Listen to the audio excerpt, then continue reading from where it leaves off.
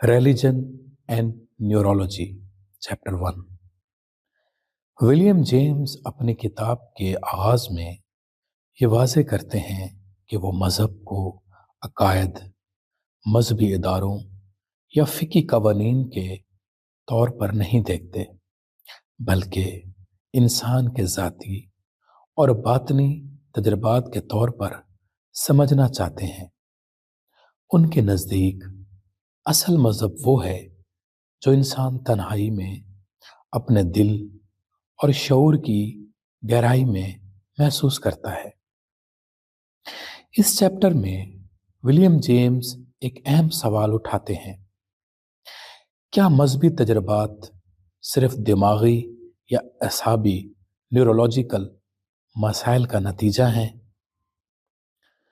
19वीं सदी के बहुत से साइंसदानों और माहिरीन नफ्सियात का ख्याल था कि मजहबी तजर्बात जैसे खुदा की कुर्बत का एहसास, वही, इल्हाम या रूहानी सरशारी दरअसल दिमागी बीमारियों, असाबी कमजोरी, हिस्टीरिया या मिर्गी जैसी कैफियतों की पैदावार हैं।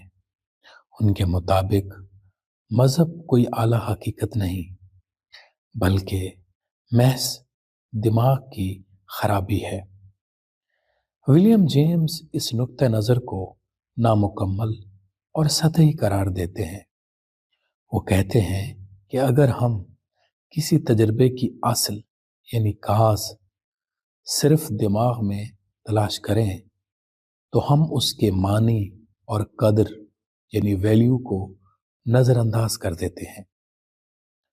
वो एक मिसाल देते हैं, अगर हम ये कहें कि मोहब्बत, शायरी या इखलाकी जज्बा भी दिमागी कीमियाई अमल का नतीजा है, तो क्या इससे मोहब्बत, शायरी या इखलाक की अहमियत ख़त्म हो जाती है? यकीनन नहीं।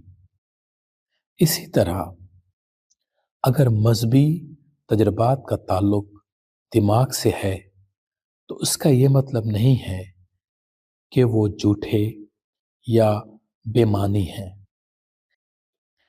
विलियम जेम्स इस बात पर जोर देते हैं कि हमें ये सवाल नहीं पूछना चाहिए कि ये तजर्बा दिमाग में कहाँ से आया, बल्कि ये पूछना चाहिए कि ये तजर्बा इंसान की जिंदगी में क्या तब्दीली लाता है।